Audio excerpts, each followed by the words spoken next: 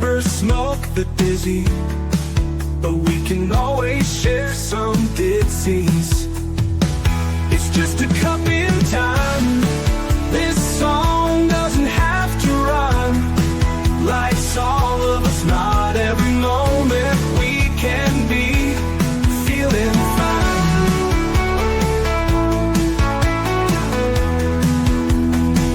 I wanna share a moment, just a second if you will, maybe even a cup of thrill. We could share this performance. It's tea time, come sit with me. Welcome, guys. Miss Liz in the house, and I have the incredible Chris Galang in the house, and we're going to be talking about the Kampeon drinks today, and we're going to be talking about his story and all that good stuff. But we're going to be serving his tea, and his tea is turning experience into action. That is the tea we are serving in this house. But before we get started, you guys know how Miss Liz rolls. Get over to all of those platforms, those social media platforms: Facebook, LinkedIn, Instagram, TikTok.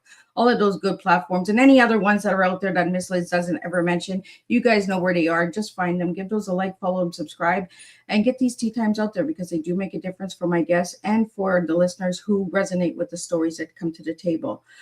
Before we get started, we're going to get a disclaimer, and then we're going to get Chris in here, and we're going to serve his tea. So let's get started with disclaimer. Disclaimer for Miss Liz's Tea Time live show. Miss Liz's Tea Time is a global platform dedicating to sharing real-life stories, diverse perspectives, and meaningful conversations that inspire awareness, healing, and connection. I, Miss Liz, is going live using StreamYard. Before leaving a comment during the live broadcast, please grant StreamYard permission to display your name at StreamYard.com. Please be advised that all the content brought forward during any Tea Time show is presented in good faith. However, discussions may include opinions, beliefs, and perspectives that do not necessarily represent the views of Miss Liz or the Tea Time platform. Information shared by guests is based on their own experiences and is perceived to be accurate at the given time of airing. All guests, viewers, and participants are responsible for using their own good judgment when considering any action or decision that may relate to these discussions. Some episodes may cover sensitive topics, including but not limited to trauma, abuse, grief, mental health, and other emotionally triggering subjects. Listeners and viewers' discretion is strongly advised. Tea Time with Miss Liz is an open discussion forum designed to offer insight, inspire awareness, and create connection. It is not a substitute for professional, medical, legal, or therapeutical advice. If you require professional support, please seek assistance from qualified professionals or trusted resources in your area. If you have any questions regarding this disclaimer or the content of the discussion, you are welcome to contact me, aka Miss Liz, directly at my email at bookingmissliz@gmail.com, or check out my link tree at Miss Liz's Tea Time. By choosing to participate in, comment on, or view these live shows, you acknowledge and accept this disclaimer. Your participation is entirely voluntary. I, Miss Liz, welcomes you to join the conversation with an open heart, and if at any time you feel this platform is not right for you, I respect your wishes and decision and welcome you back whenever you are ready. Tea Time with Miss Liz is serving truth and awareness one cup at a time. Well, welcome to Tea Time with Miss Liz, where stories are not just heard, they are felt, lived, and shared in ways that connect us across cultures and experiences. Today's guest brings us a story of identity, rediscovery, and turning something deeply personal into something that the world can experience. Please join me in welcoming Chris Galang, founder of the Kampeon Water, a culturally inspired vitamin-enhanced sparkling water brand that celebrates Filipino heritage through flavor and purpose. Chris's journey is one many can relate to, growing up between two worlds, balancing the culture of his roots with the expectations of everyday life. It wasn't until adulthood that he felt the pull to reconnect with his heritage, and that quiet longing became something powerful. After nearly 20 years in banking, working closely with entrepreneurs and learning what it takes to build something meaningful, Chris made the decision to create something of his own, something that honored where he comes from. And that's where Kampeon was born. Kampeon, meaning champion, is more than a brand. It's a tribute to culture, identity, and the power of flavor to bring people together. His tea reflects the journey, turning experience into action, and his story stands on courage, culture, and purpose. So grab your cup and lean in. Today's tea time is about identity, heritage, and what happens when you turn your story into something the world can feel. Let me get Chris in here and let's spill some tea. Welcome, Chris. Awesome. Thanks, Miss Liz. It is an honor to have you here, and I've been excited to share a drink on tea time because everybody's like, Miss Liz, where's the tea? Where's the drink? Where's So, Chris, let's get to know you a little bit before we get into the Campeon water and drinking that. Who were you as a little guy, and who are you now? Yeah, absolutely. And Kampeon was sort of born out of those experiences. But my name is Chris Galang. I'm the youngest of three children. I grew up in Southern California, made my way up the state of California, and now based in San Francisco. I think that if you were to ask my parents and family who I was when I was a kid, I was probably a little precocious, a little naughty, but always very curious. And I think that in a lot of ways still describes me today. I think I'm inherently curious and want to know how things work, want to learn new things. And that's sort of what brought me from banking to now founding a beverage brand. Yeah, because that's two completely different worlds, right? So it's almost Yeah, kind of like two different cultures as well. yeah, You got the business absolutely. world, and then you got the personal worlds, right? That you've gotten Yeah, into. definitely. I know. I get that question a lot around you were in banking and now you are selling waters. And, I had the fortune of working, as you mentioned, in our small business division when I was in banking. And so I really had the opportunity to meet and talk to a lot of entrepreneurs, small business owners. And in the back of my head, sort of all through those years, I knew I wanted to build something of my own.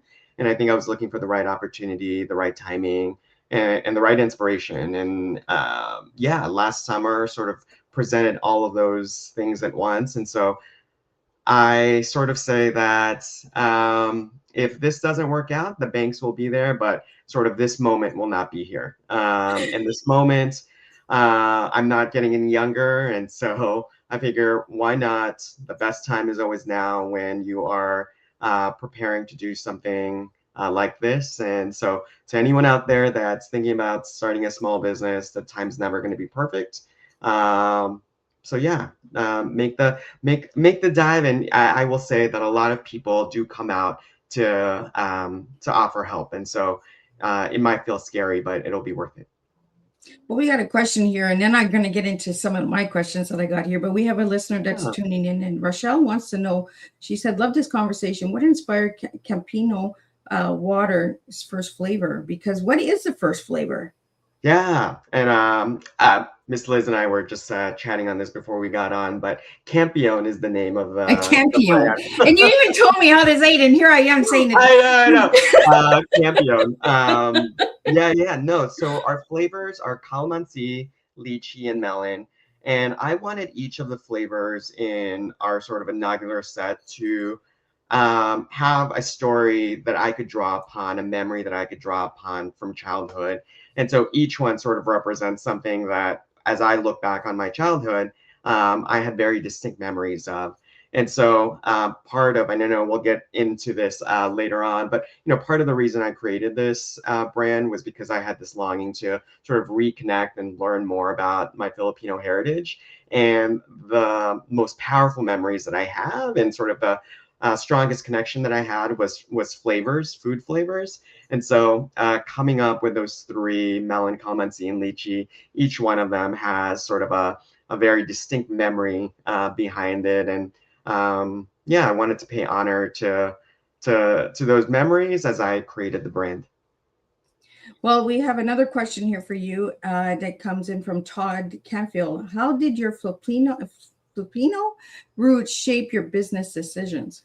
Yeah, I think a lot of it is around authenticity. I think that uh,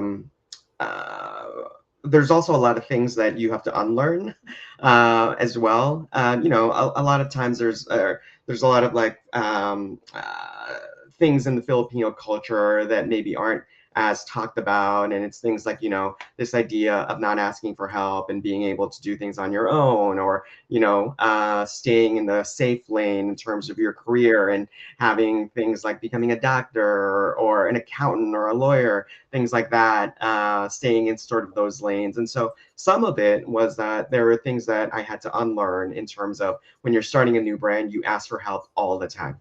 And so part of it was just getting over that mental block. When you're fundraising, you have to ask for money, which is oftentimes a big no-no also culturally. And so I think that from one end, it was this idea of being authentic to myself and to my Filipino roots, because I'll be the first to say that I am not the expert at Filipino culture, but what I am really good at is, again, asking for help, being vulnerable, and telling people where I need help filling in the gaps. And that's where the community has just been so great.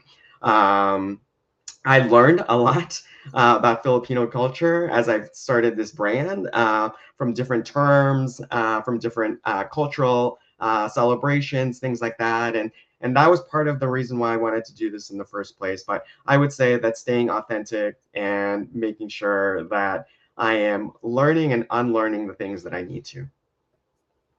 I like that you're saying that, learning and unlearning, because that's what I want my listeners to learn from all of my guests, right? Is all of them are learning and experiencing, failing and trying again. We all have that journey and that story of getting there. Absolutely. So learning and unlearning. I like that. That message is powerful, Chris, because the listeners see all the titles or all the big successes, and then they're like, oh, that was easy for them. No, it was not. You mentioned fundraising. Let's talk about fundraising, because a lot of people don't talk about fundraising when they start a business.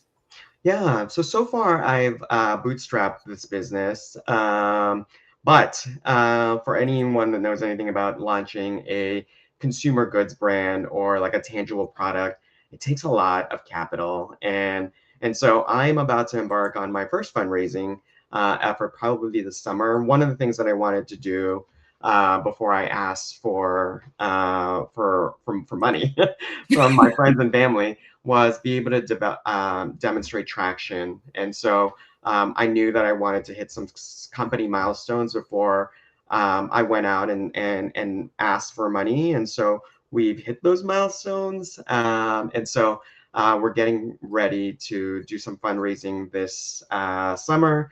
And then probably we're a little ways away from like institutional investing or like VC money.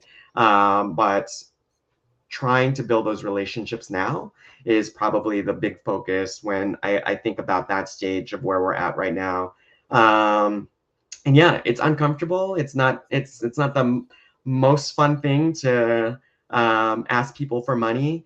But in this business, like I said, it's something that you kind of have to do to survive, unless you're already fortunate to have a very big bank account behind you. Right, everybody just thinks, oh, we just swing that magic wand, right? And then the fairy godmother comes and poof, it's all there. We have a question here for you, Chris, from Matt. What was the biggest challenge leaving finance? The paycheck. No, but in a lot of ways, it is. It's the comfort of having a direct deposit every 2 weeks, having insurance. I don't have that anymore, and so it's sort of all on me. And so decisions feel bigger. Decisions have a lot more impact. But yeah, certainly leaving that safety net was probably the most difficult thing. Probably the other most difficult thing was leaving my team. I was at my previous job for 20 years, and so made a lot of friends who I can still consider friends. And so I think those two things are probably the things that come up to mind when I reflect on that decision. Well, we have a question about a flavor, so I'm going to pull up the image of the drink so people can see what we're talking about. We're talking about these incredible drinks. And the question that I want to pull up is the question about am I saying it right? What? Kalmasani flavors sounds unique. Where can we try them? Yeah, that's oftentimes the first question I get when we're doing sampling or demos. Calamansi is a citrus fruit native to the Philippines. The best way to describe it is a cross between a lime and a mandarin orange. So it's a really unique flavor. It looks sort of like the rind and the skin is green, but when you cut into it, it's like orange. And so yeah, that's the best way to describe it. Very citrusy, very bright. In the Philippines, it's actually used in a variety of applications, from sweet to savory, sort of everything in between. And it's a pretty iconic fruit of the Philippines. And so I knew that when we were going to launch the brand, that was definitely going to be in the lineup. So, Chris, how did you market the cans? Like, get the images on the cans. Who designed that for you? Yeah, this is actually advice that I give to anyone that's looking to start a brand, is that there are some things that you should invest on and some things that you should be a little bit more scrappy on. But your brand is sort of your first introduction to the world, right? So I did invest in a really great agency and designer to bring this brand to life. I went through that process of writing out a brief, sort of understanding what I wanted it to stand for, what it should and shouldn't look like, when it was going to be on shelf at the grocery stores, who were going to be its likely neighbors, sort of taking all of that and really working with some really talented designers to bring it to life. But yeah, it's all original. The in the creative brief I gave to our designers, I wanted them to draw inspiration from the Filipino jeepney. If you're unfamiliar with the jeepney, they were repurposed World War II vehicles that were left there after the war, that the country repurposed into public transportation. They're still used today. So if you just type in Filipino jeepney, you'll see that they are very colorful, they're very bright, they're sort of part of everyday life in the Philippines. And probably most analogous to, if you're familiar with the tuk-tuks in Thailand, for example, it's sort of a open air public transportation. But again, that was sort of the original inspiration, was that brightness, was that sort of color that you see represented on the Filipino jeepneys. Oh my goodness, I would have never thought of transportation for the design of the cans. Yeah, We're learning so much on Tea Time. I love it when I learn some new stuff. that's right.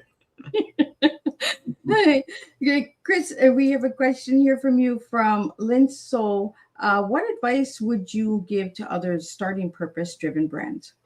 Yeah, I would say that the authenticity. Again, I think that there's a lot of purpose-driven brands out there trying to make their mark, but at the end of the day, I think it's about authenticity and about having a mission and a purpose that's deeply meaningful to yourself. Because at the end of the day, you're not going to be able to convince other people if it's not something you believe in 100%. And so I think whatever it is, again, like you said, Miss Liz, we all have our story and our journey. And so kind of taking that and figuring out figuring out from there what you want your mission to be and what you want your company to stand for is sort of step number one. Now we have a comment here that I want to get out to you, Chris, from Russ. It's respect for taking that leap after 20 years. Huge courage. We don't talk about the courage of pivoting our lifestyles and our changes and things like that enough in today's world. What was it like for you, Chris, after 20 years of taking that leap? Yeah, it was scary, but I also knew there was something inside that I just knew that it was time. And again, it was sort of this thing of like, I'm not getting any younger, but again, corporate America will be there. But again, I keep wanting to say, but this moment is not going to be here forever. And so I knew that I needed it. It felt right. All of the sort of the pieces in the universe came together, but it was scary. It was scary, sort of turning in my laptop on my last day at the office. It was scary having to sign up for health insurance on my own. It is scary not having that direct deposit every couple of weeks coming in, and I was joking yesterday. I was in an event and I saw a few of my coworkers there, and we were talking about lawyers. And I said, "Yeah, I still have lawyers, but they're ones that I have to pay for now." Whereas if you work for a big company, right, like everyone is on speed dial. There's a team for everything. But my speed dial is just me and maybe my dog, who's not very much help when it comes to legal matters. But yeah, no, everything is riding on it. But so I think it's having conviction that you're starting something that is meaningful. And yeah, just knowing that the time's never going to be perfect, but what you just have to get to is, do you have something clear in your mind that you want to build? So out of the 3 drinks that you have, there's only 3 flavors right now, right, Only 3 Chris? flavors, yep. So which one is your favorite? I mean, that's like asking like who your favorite child is, right? Your favorite child? But No, don't do it. but it does rotate. It does rotate, but the current one is calamansi, just because it's the summertime. It's citrus. It's sort of the perfect drink when you're just at the park, hanging out. And so yeah, I would say calamansi is my current favorite child. Yeah, because when I did some homework, it's you said lime and mandarin orange. It's the Yeah. Filipino lemonade, they consider it. Yeah, that's kind of how I describe it. And so I wanted ways to be able to describe it that, sort of help break down those barriers. But yeah, that's probably the best way to describe it. One of my memories from experiencing it on the sweet side was that, yeah, it was made into a drink and very akin to American lemonade, but based on the Filipino fruit. So that's sort of how I describe it, Filipino lemonade. Well, kind of comes into the question that just came in from Adam. How did your childhood memories influence the flavors you created? Yeah, like each one has a very distinct story. So melon, for example, is based on a dessert of the Philippines, melon sa malamig, which translated is basically an iced melon. And it's a very simple dessert, but I would remember my dad making it like during the summers. It's grated honeydew in a simple syrup, water and ice. So it's a very sort of like refreshing. You get the sort of sweet melon, and then you get the strands of the melon in there. And so what that flavor is inspired by. Lychee is whenever my parents would take me with them to the Filipino grocery store, I would beeline it for the candy aisle where they had these little gummy lychees. And I would beg my parents to buy them for me. And so that's sort of very sort of like core to my memory of like going to the grocery store with my parents and then making it for the candy aisle to get that specific candy. And then, as I mentioned, calamansi, it was sort of everywhere, the Filipino lemonade, but it's also used in savory dishes. It's sort of Filipino foods are very rich. And so when you add calamansi, it sort of helps cut through that and makes, a really rich, savory dish, kind of brings it up a little bit with the freshness of the calamansi. So sort of all of these experiences and memories from childhood are what each of the flavors are based on.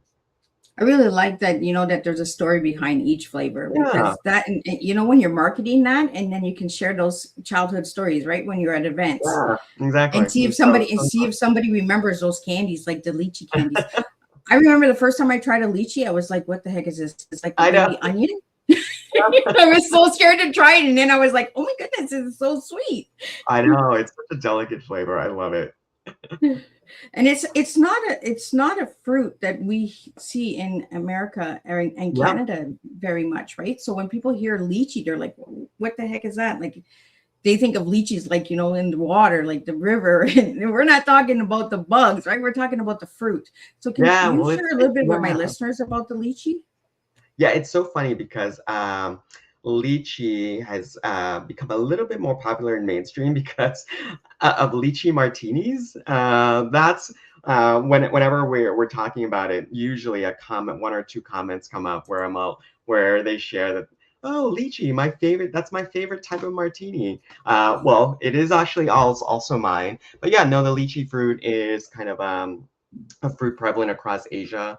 And each of the cultures definitely has their way of experiencing it. but it's got a red rind, and then yeah, when you break into it, it's got that sort of white flesh that is just sort of a very delicate. That's the best way to like delicate flavor where it's like a cross between like a grape and a pear. So if you haven't had it, yeah, that's probably the best way to describe it. But yeah, if you haven't tried it, definitely go check out. You can buy canned ones at usually Asian grocery food stores, or if like you don't have one of those near you, you can just get some on Amazon. The canned versions are great as well. Throw them in some ice and or throw them in a martini, and I think you guys will really like it. We're promoting BG martinis today as well. You know, why Go not? out and Why try not? it. Yeah, why not? A question here from Kelly is, what role does community play in building a legacy-focused brand like Campino? Am I saying it right Yeah, now? Campeon. We'll get it. We'll get I'm there in even this close, guys. Like I'm just like I'm just gonna get Chris to say. Yeah, no, community is definitely everything. Like this morning we just hit 1,100 followers on Instagram, and so that was like that was pretty exciting. And you know, the number itself is not so important to my team and I. I think it's the engagement that we see. And so to your question around community, it's all about the community. And because like I said, I am not the expert on Filipino culture. So building a brand like this and remaining authentic, a lot of it has to be informed by our customers and community. You know, whether it's people telling me about the ways they experienced it, each of the flavors, or their memories. I get a lot of folks that say, for example, that they relate to the story being Filipino, but growing up in the United States and not really knowing that much about that heritage, their heritage. And so it's nice to be able to, I think, connect to the community on those deeply personal stories. But building the brand is all about, yeah, relying on the community to tell us where they would like to see it and the stories, how they want the stories to be told.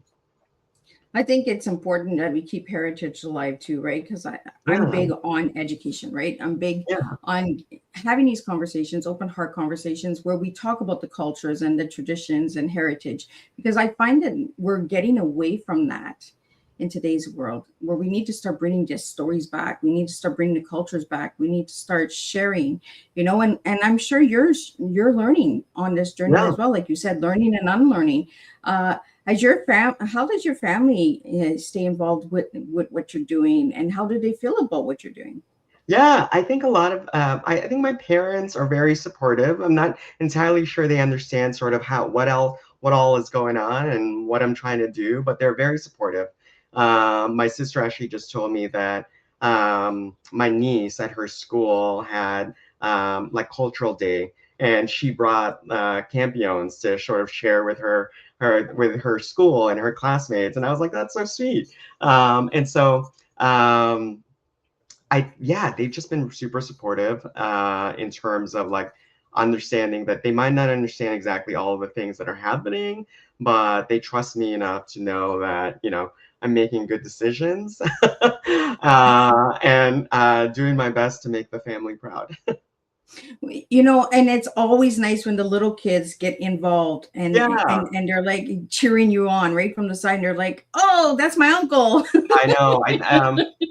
We have a photo shoot for the brand later in the summer, and I'm hoping to convince my nieces and nephews to be part of the campaign. And yeah, the great thing is that they are not shy. They love being in front of a camera, and so I'm sure that it'll be an easy sell. But just on one thing that you mentioned, Liz, at the beginning around like culture and heritage and like losing it. I think in the discourse now around the world, we see culture and heritage as an either or, but I think it's an and. You know, I think that you don't have to, you don't choosing one culture does not mean that you are denying or ignoring another. I think Yeah. it's about and, right, and finding that we are more common than we are different from each other, and that sort of as you build on each other, like the sum is greater than its parts, sort of. And so that's what I hope folks also take away from the brand, that the brand is about Filipino stories, but it's about welcoming everyone to be part of those stories, and sharing with people. This is not just a brand for Filipino people. We would love it if folks shared in the stories, and shared, because a lot of the brand is also influenced by what you said around growing up in the United States. A lot of the brand is inevitably influenced, in great part, by my experiences growing up in California. But yeah, so it's not an either or, it's really an and when we talk about heritage and culture. And I like this comment here from Bante Show. Love the focus on culture and connection. So important today. I'm a strong believer that storytelling and having these open conversations, open heart conversations, and having incredible guests and viewers that are tuning in and asking these incredible questions as well. It's a teamwork, it's community, it's all about coming together. We have a question here for you, Chris, from Matt Cole. What challenges did you face starting Campino? Yeah. Campino? Kampeon. Cameo, Yeah. Miss Liz, Cameo. I'm going to be able to say it by the end of the show. Yeah, I think the big challenge was that I had never done it before. And I think that that's actually the challenge that I was looking for. Having worked in the same job for 18 years, a lot of it, like, I felt like I was doing on autopilot, in terms of, like, I was presented with a challenge, and I sort of knew what to do. And a great part of what I wanted was to be uncomfortable, if that makes sense. And so I think the greatest challenge was just not knowing what I was getting myself into. But that was probably, also a good thing, in the sense that, like, if you kind of overthink it when you're doing things like this, it's easier for you to talk yourself out of it, than to talk yourself into it. And so, what I will say is that, it has been so fun figuring things out. And then also, I have just been so pleased and amazed and quite frankly surprised at how giving other founders are about sharing their experiences and giving advice. And so, I have been ingesting podcasts and sort of like reading articles. And I went on a cold calling LinkedIn spree where I would say, hey, I heard you on so-and-so podcast, or I read your article. I was wondering if I could pick your brain for 5 minutes. And I would say, I think 100% of the time, they said, yes, feel free to give me a call. And so, that has been great. And so I think, again, if you're honest about what you're building and what you're trying to do, you will be amazed at how many people show up, whether or not you know them, to offer help and advice. And so, yeah, that was the most, I think, difficult thing, is just figuring out how to do the process of, how do you get a blank can to have a label, to have, to be packaged, to be in a warehouse, to be in a store. Yeah, that was I think the most difficult part. But again, a lot of people showed up to provide help and advice, when they really didn't have to. Right. And I find in the entrepreneur world, everyone's ready to give you advice, right? Everyone is open to sitting and giving that 5 minutes if you want to take it seriously. If you're asking for help and you want to know a little bit different direction or stuff like that, there's a lot of openness in the entrepreneur world, I find. Absolutely. So, Chris, a question just came in for you is, how do flavors become a storytelling tool for identity and connection? Yeah, I think it goes back to sort of the strongest the strongest connection that I had to Filipino culture was flavors. And so I think that anchoring and using those memories as the foundation of the story, one, sort of hits on that authenticity thing that I was talking about, because they're my memories, and so they were the most authentic way I could express the brand, was drawing on those experiences. And so I tell the story about lychee and me running for the candy. I think I've told that story so many times, and every time I get excited to tell it.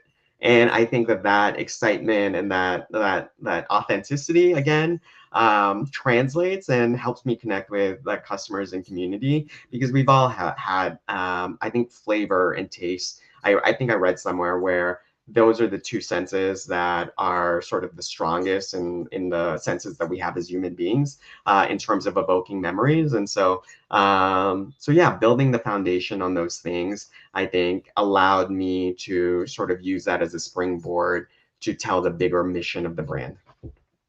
I like it, because you're sharing the authenticity of your journey as well, right? Yep. And for the listeners out there, they're just like, oh, so it does take steps. It doesn't just go 1, 2, 3, boom, it's done. It does take steps. So how long did it take for the beginning to the finished product for you, Chris, Yeah.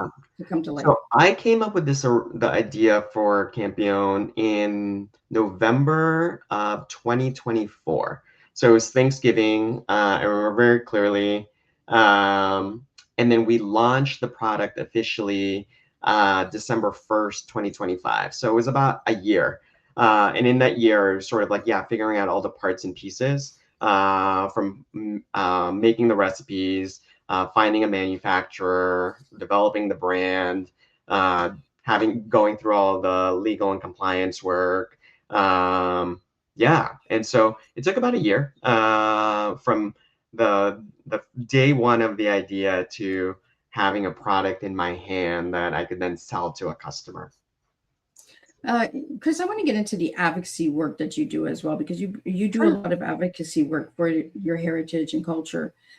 Share a little bit about that with my listeners today. Yeah, I had the opportunity when I worked at the bank to be part of small business advocacy groups. I was on the board of the Golden Gate Business Association, which is the first and oldest LGBTQ small business chamber of commerce. And so, it's things like that, again, to the earlier question about what I missed, it's things like that made it hard to leave my old job. But I'm finding sort of new ways to be involved in the community now. And so I think the biggest advocacy right now is working with creatives and artists that are Filipino or AAPI, to help inform the brand.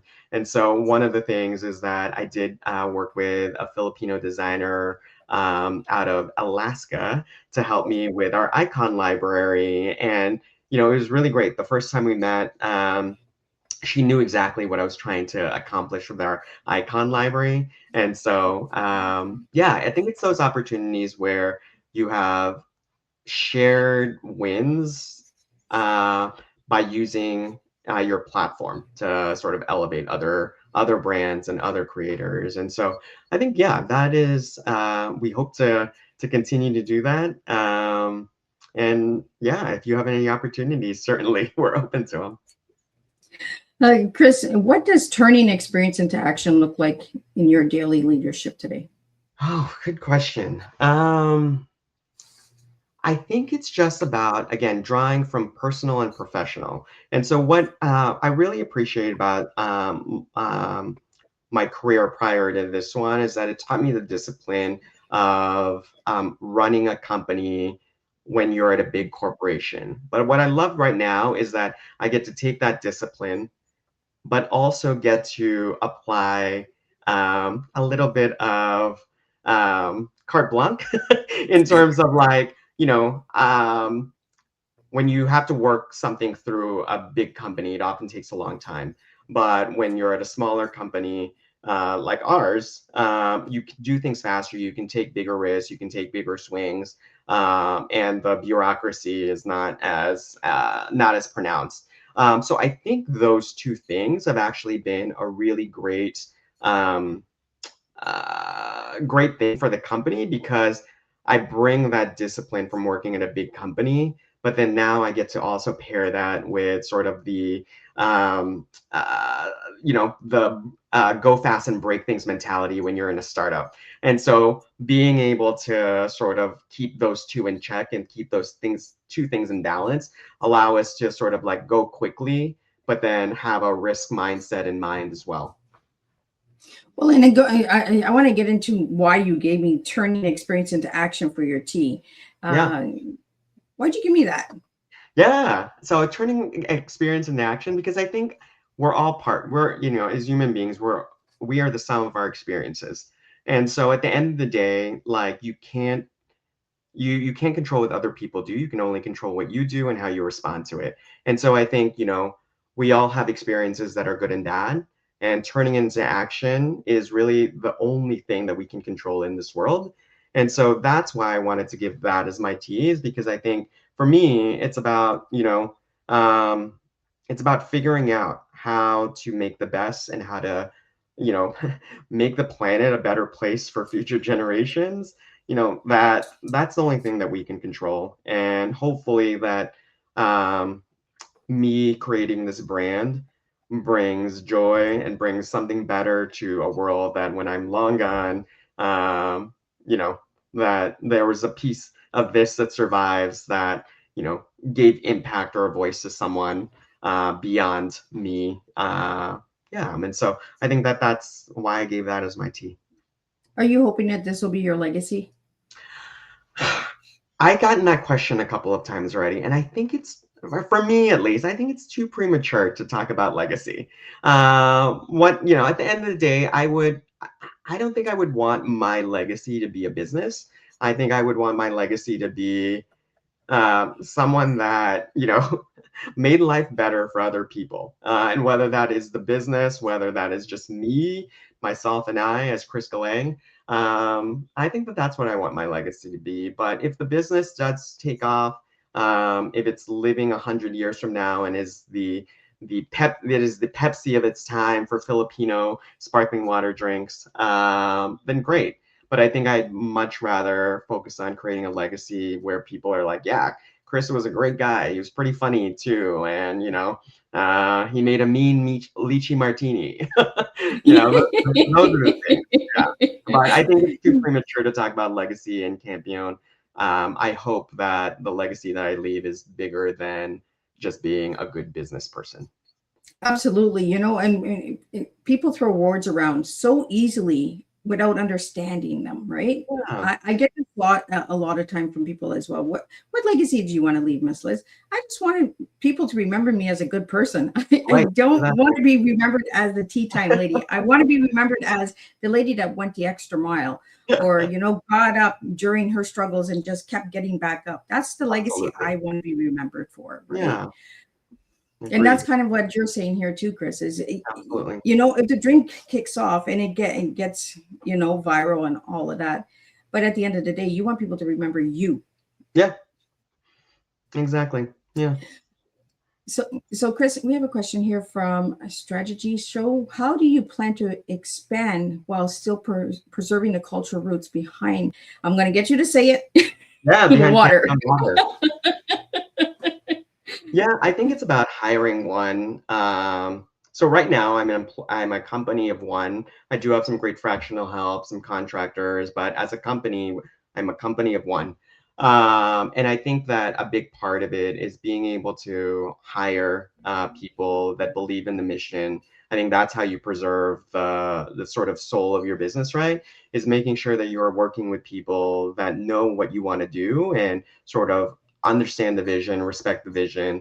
And so I think that that's probably core, is building a company culture where the idea of culture is not an add-on, but it is sort of the foundation of the business. And so, yeah, I think that that's probably at this stage of where the company is at. I would answer that question. I'm sure it'll evolve through the years, but I think it's about working with people, whether that is distributor, whether that's employees, whether that's retailers, who really understand the value proposition of the brand is not water, is not the vitamins, but it's really the culture behind it. And I think that's the best way to preserve what we started and what we hope the company will become. Absolutely. We have a question here for you from Matthew. Looking back, what moment made you realize that this journey was bigger than just a business idea? I think it was that when I started telling my story about like why I wanted to do this, that became the conversation. That became the conversation. And it wasn't like people were asking me questions of like, yeah, tell me more about this growing up. Tell me more about lychee. Tell me more about your dad's melon drink. And that's when I think I knew that it was going to be, that it had the opportunity and potential to be more, was that when I shared those stories, what started out as questions about the business ended up being questions about like these shared experiences that people that I didn't know were telling me that they could relate to. And so I think that that's sort of when it, like, yes, I was in an event yesterday, as I mentioned, Miss Liz. And a lot of the stories were, yeah, not about the business. They were about, yeah, tell me about the story about this flavor. And I think that that's a good sign that when you build a business that people connect to beyond the product, it's a good indication that you're building something that's going to be bigger than the product. I like that. You know, the connection of the individual before the product. Yeah, exactly. So it's almost like building the relationship before building a profit, right? Yes, for sure. I mean, they kind of go hand in hand, right? Like anything that's sustainable, yeah, it can't be transactional. Yeah. You know, Chris, do you have any intentions of bringing other flavors to the table, or are you just sticking with the three? You know, the three are doing great right now, and we're getting really good feedback on it. There are a couple of, or more than a couple of flavors on the wish list, whether that's family saying, hey, you should have this, X, Y, and Z. But again, when to the earlier question around how I make business decisions, I want to do flavors where, again, there's a deeply personal story behind it, whether me or something that someone on the team eventually or my family has. So I want to be able to tell the story. And so while our list of flavors is really long, we're kind of going through it and figuring out where are the ones where it would be the most meaningful to add, where we have a really good story to tell. And, I have a really great memory of it to share with consumers. Well, Chris, you mentioned your father. I found something here about your father. Where is it? Do.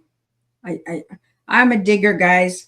The melon was inspired by your dad's recipe. So Yeah, let's talk about your dad's absolutely. recipe. Yeah, and it was a very simple dessert. Like I mentioned there, it's inspired by melon sa malamig, which translated again is just ice melon. And so Oh, yeah, my dad would make it over the summers. My dad was really good at like desserts, very simple, like 1-2 recipe desserts.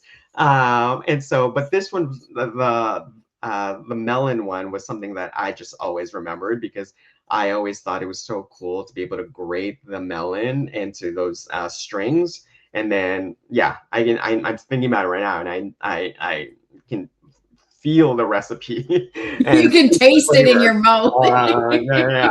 And so yeah, so that's the story behind that. Behind that flavor is I just remember him making it, and I remember thinking, "Wow, this tastes really good." It was very sort of like iconic of summers, and then yeah, just remembering how cool I thought it was to be able to grate it into those strands of melon that were just really delicious. For all of the listeners that are coming in from Filipino, share in the comments what your favorite recipe or dessert was, and maybe we can get them to Oh Chris. yeah, Maybe Chris can definitely. come up with an ideal. One flavor we always get requested for is ube. And I Oh, know ube's having sort of its moment in mainstream right now, and more people are like figuring out what it is. I would say that's a tough flavor. I have, yeah, we made some trials of ube. Not to say that it's impossible, but if we're gonna do it, I want to do it right. And so more to come, but it's definitely on the list, and I certainly have a lot of memories and stories to share about that flavor. So I'd love to bring it to the lineup once we can figure out how to translate it and keep it authentic. so what is an ube? Ube is actually a root vegetable, taro. Oh, Yeah, and it's purple. But yeah, it's a dessert that's very popular in the Philippines. Again, it's having its moment in mainstream right now. From boba to brownies to cupcakes. Sort of ube is because I think Starbucks introduced an ube flavor for the summer, seasonal flavor. And so ube's having its moment, but it is a sort of a purple root. So you sort of harvest it, you grind it down, and then you turn it into like a puree, and add like different sweeteners to it to make desserts. But it's typically served sweet, but it's it's a root. Is that purple fruit that they made a pie out of? I Yeah, bought a yeah, pie. yeah. Purple It, yam, taro. I think okay, those. so yeah, they said that it would taste like yam, like a purple yam. Yeah, it's yeah, it's fun and definitely again it's a lot of memories of that, and I love that it's having its moment in mainstream. I'm learning so much about your culture and heritage and the different fruits Good. and vegetables. But I bought that pie, and I was surprised that it was very sweet Yeah, it's because I was getting ready for like an eggplant kind of meaty kind of taste, and I was just like, "Oh, this is really sweet." yeah, it comes in like different. Yeah, people have been putting in creating different recipes from it, which is amazing. But yeah, the my memory of it is as a pie, and like an ube cake pie. I don't even know how to describe it, but yeah, my job as a kid when my mom would make the desserts was to stir the pot. I'd be sitting on top of the stove and like stirring this purple thing on the stove until it thickened enough for it to be made into a dessert.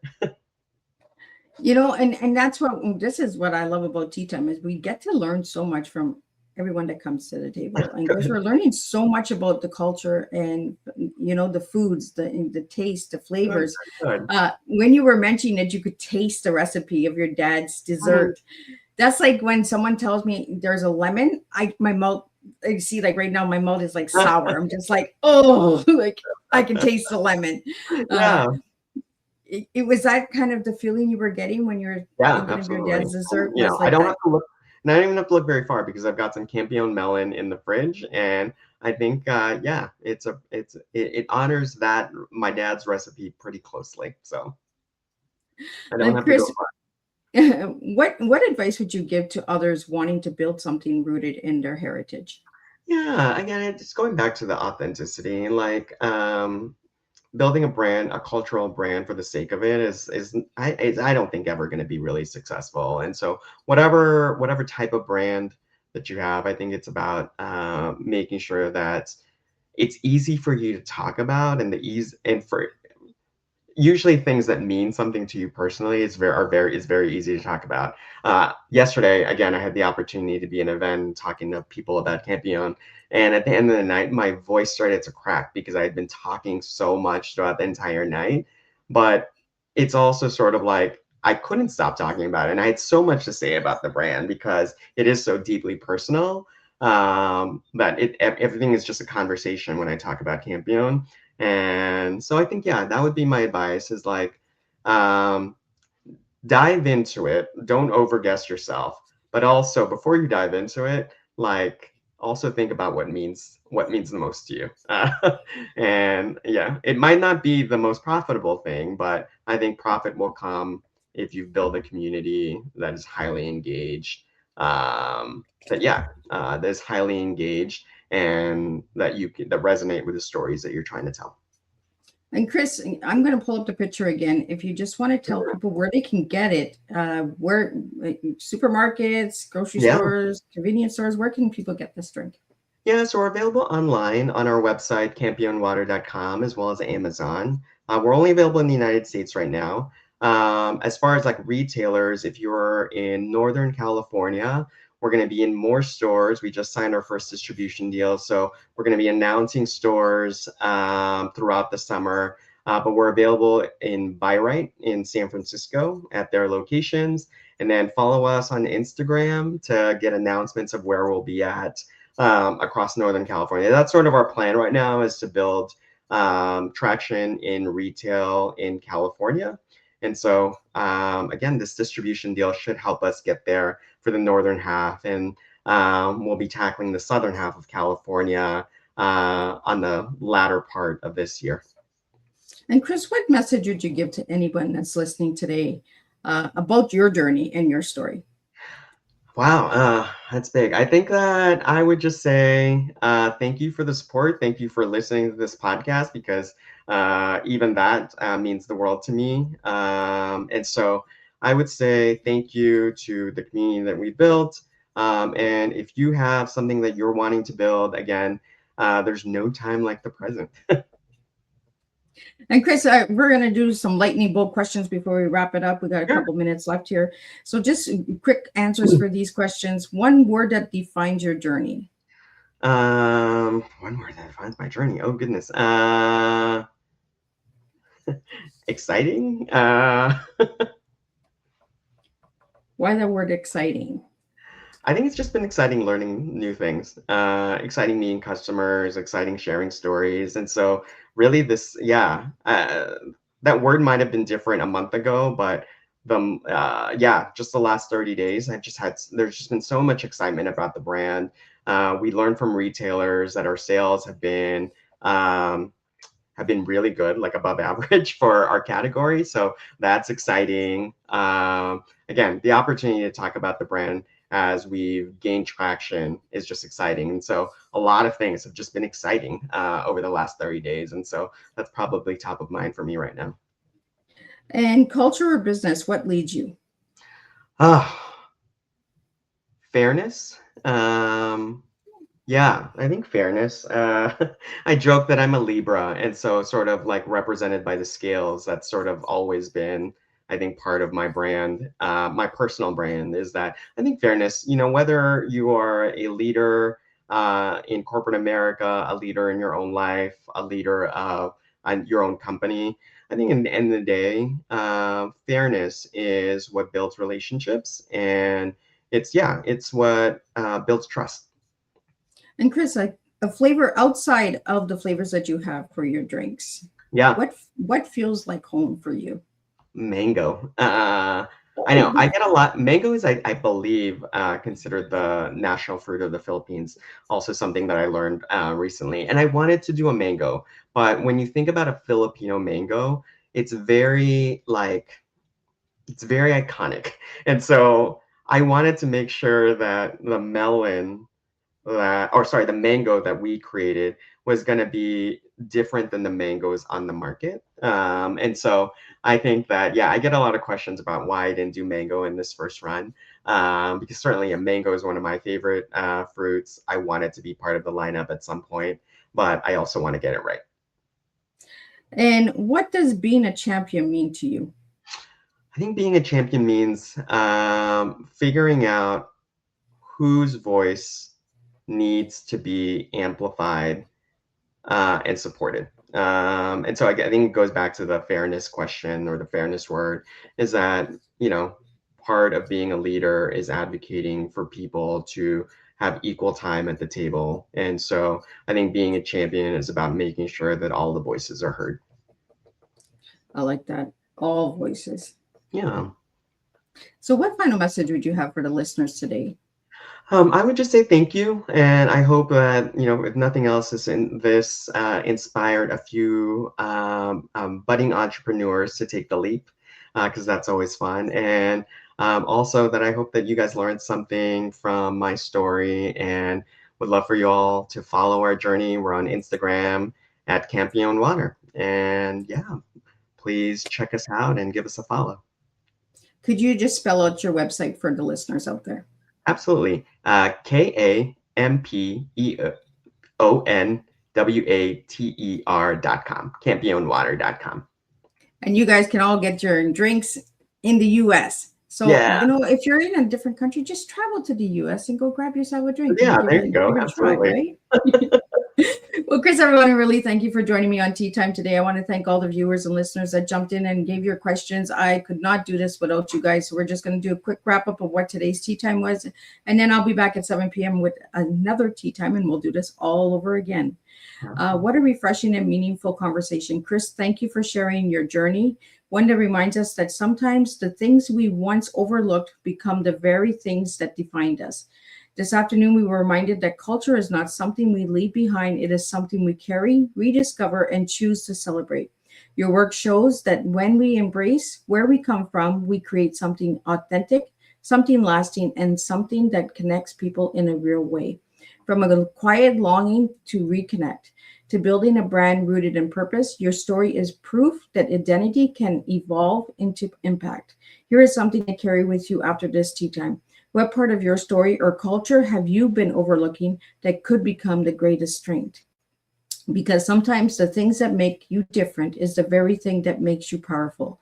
Until our next cup, keep sharing, keep honoring your roots, and keep creating with purpose, and keep sharing your story with the world. And I'll see everybody at 7 p.m. and we'll do this all over again. Thank you all for joining me today on Tea Time. Thanks, Miss Liz.